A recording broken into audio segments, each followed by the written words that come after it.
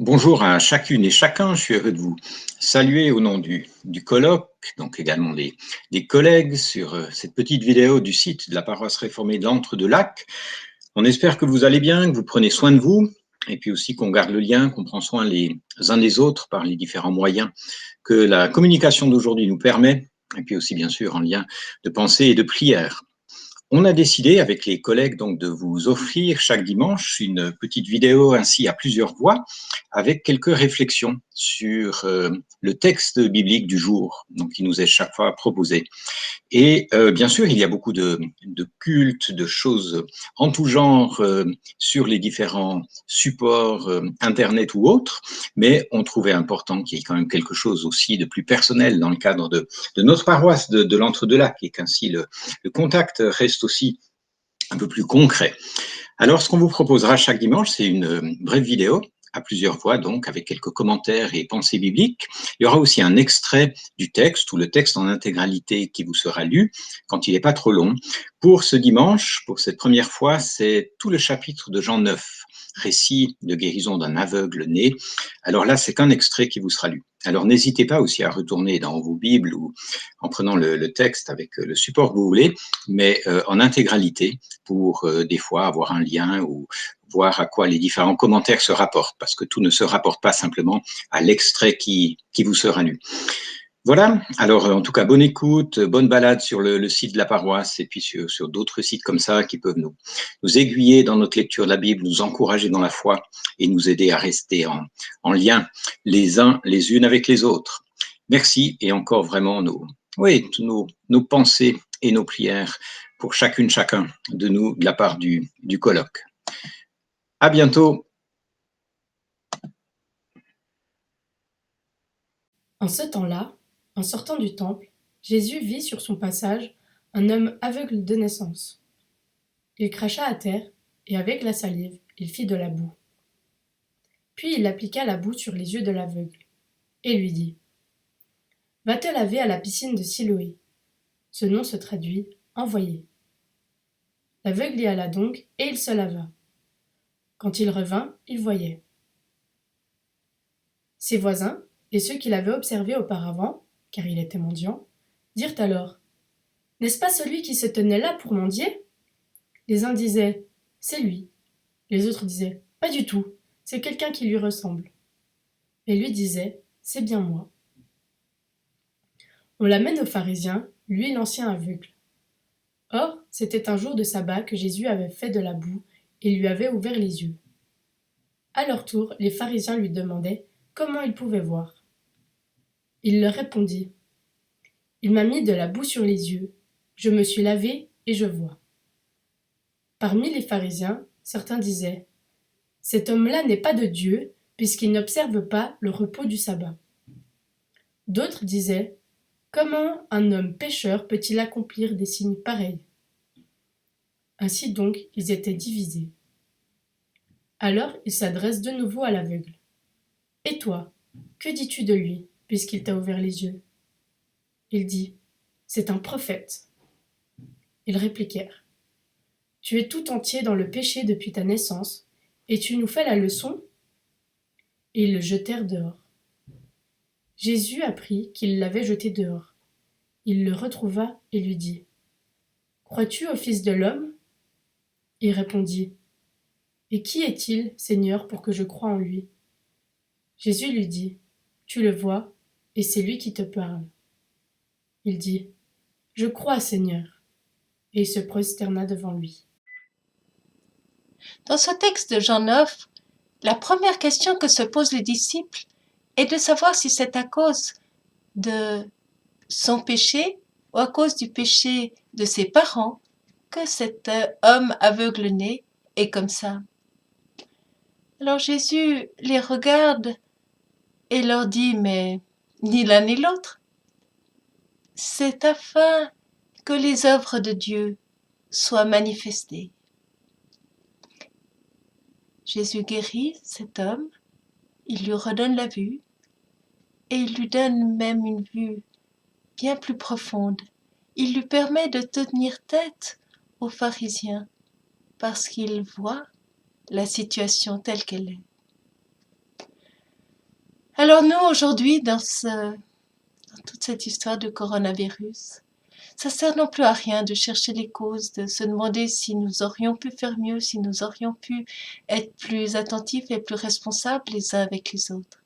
Ça ne sert à rien de nous culpabiliser. Mais de chercher en quoi aujourd'hui cette situation peut rendre gloire à Dieu, montrer les œuvres de Dieu. Et pour avancer, je crois que c'est vraiment dans la prière, dans l'écoute de Dieu, que nous pouvons découvrir comment vivre ce temps, comment le découvrir encore mieux dans ce temps. Quand le pape a invité à la prière, je l'ai relayé mercredi soir, il paraît que c'était une fake news, mais qu'importe. C'était surtout important, je crois, de pouvoir prier ensemble en se sentant en communion. En tout cas, pour moi, c'était un moment important. Et je crois que c'est cette communion de prière les uns avec les autres qui va nous porter, prendre soin de nos frères et de nos sœurs, dans la communauté, mais aussi à travers le monde, dans la prière et écouter ensemble ce que Dieu veut nous révéler et comment il veut nous transformer. Alors, à bientôt et restons en lien dans la prière. Ce texte me pose la question, qui est le vrai aveugle dans cette histoire? Et dans la vie, il y a d'un côté un aveugle de naissance qui reconnaît en Jésus le Fils de Dieu. En Jésus, il reconnaît que la vie est un don et il rend grâce. Et en lisant le texte, nous pouvons nous poser la question, pourquoi il rend grâce? Quel est le don le plus grand qu'il a reçu? La vue qu'il trouve enfin ou la vie qu'il découvre comme un don de Dieu? De l'autre côté, nous avons les pharisiens, dont la vue fonctionne, mais qu'ils confinent dans le cadre étroit de la loi de Moïse. Pour eux, on dirait, on peut contrôler la vie, on peut la réussir si on obéit à la loi. Et pour cela, ils sont peut-être les véritables aveugles. Aveugles à la vie qui est un don de Dieu, aveugles et incapables de dire merci.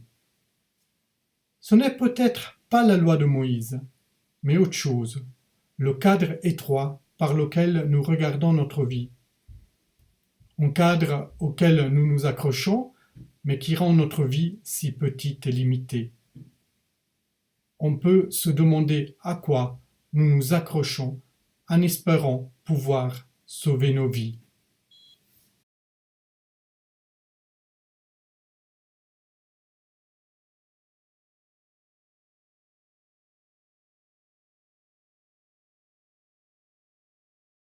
Parfois, on se fixe sur des choses dont on espère sauver notre vie et nous finissons par restreindre notre vue.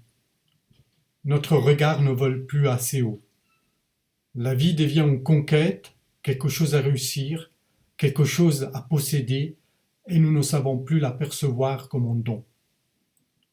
La vie se résume parfois à un compte en banque, à ce que nous avons dans le ventre, ça m'étonne qu'on ait pu tomber si bas. Et si nous pouvions regarder plus haut, vers Dieu? Tu es dans le péché tout entier depuis ta naissance, et tu nous fais la leçon, disent les pharisiens à l'aveugle guéri. Pour les contemporains de Jésus, il y avait un lien entre péché et maladie, entre péché et infirmité physique.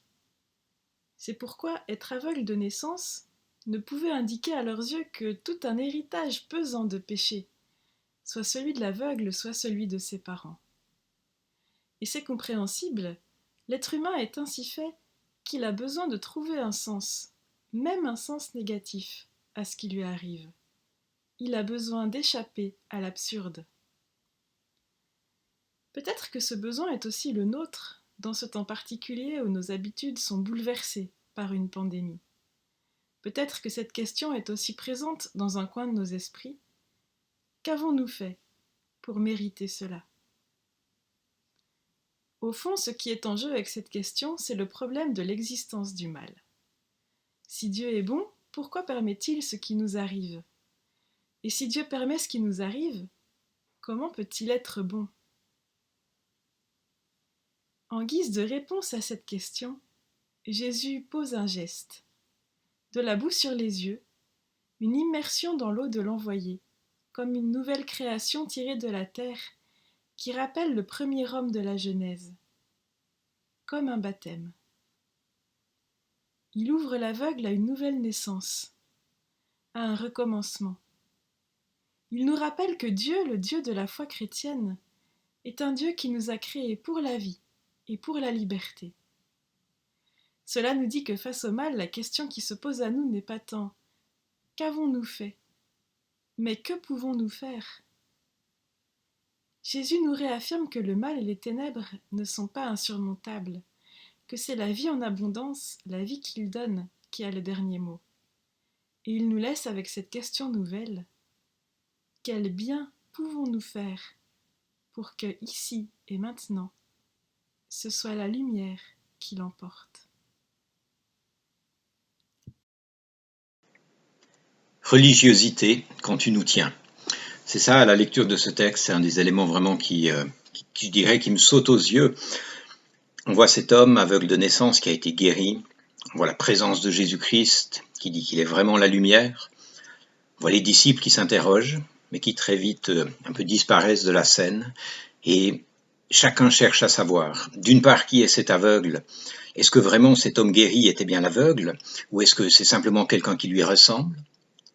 Qui est aussi celui qui l'a guéri? Les gens s'interrogent. Il dit c'est un prophète. D'autres disent mais c'est un pécheur parce qu'il fait ça le jour du sabbat. Et puis il y a l'attitude des Juifs dans ce texte, ce sont les responsables, les pharisiens, c'est pas le peuple juif dans son ensemble, mais vraiment les chefs religieux. Et eux, ils s'insurgent. Et ils questionnent cet homme. Ils veulent en savoir plus sur qui l'a guéri, comment ça s'est passé. Et l'homme leur dit mais je vous ai dit, pourquoi vous voulez en savoir plus? Et il les provoque, il leur dit même, à un moment donné, est-ce que vous voulez devenir ses disciples? Et alors ça, bien sûr, ça met les pharisiens hors d'eux, et ils disent, mais non, c'est toi qui es son disciple. Et à la fin du texte, Jésus lui demandera, crois-tu au Fils de l'homme? Et cet aveugle guéri lui dira, mais qui est-il pour que je croie en lui? Et Jésus lui dit, c'est moi qui suis là, c'est moi qui te parle. Et puis l'homme entre dans l'adoration, dans la reconnaissance de Jésus-Christ comme vraiment Dieu qui marche parmi nous, Dieu présent parmi nous. Je disais simplement religiosité quand tu nous tiens.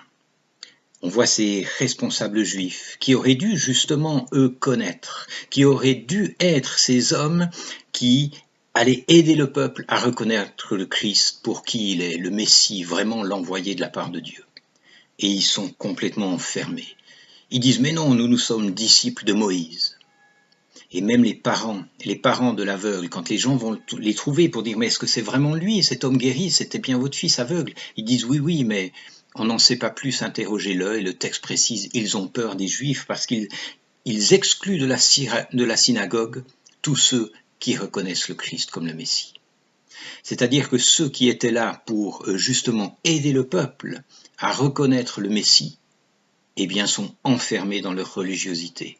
Ah non, nous, on est disciples de Moïse. Mais Moïse était là comme un signe pour annoncer le Christ. La synagogue est là pour être le lieu, justement, où la Torah va être lue. La Torah, la parole de Dieu va être proclamée, annoncée, pour aider à accueillir et recevoir le Christ, le Messie, au moment où il sera là. En réalité, rien du tout. Alors oui, c'est une interpellation pour nous aujourd'hui. Religiosité quand tu nous tiens. Peut-être que cette période de coronavirus, cette période de confinement, peut nous aider aussi à retourner à l'essentiel et puis à peut-être laisser de côté quelques éléments qui risquaient de devenir non pas ferment de vie, élan de vie pour reconnaître et vivre dans la présence de Dieu, mais qui peut-être risquaient ici ou là de glisser dans la religiosité.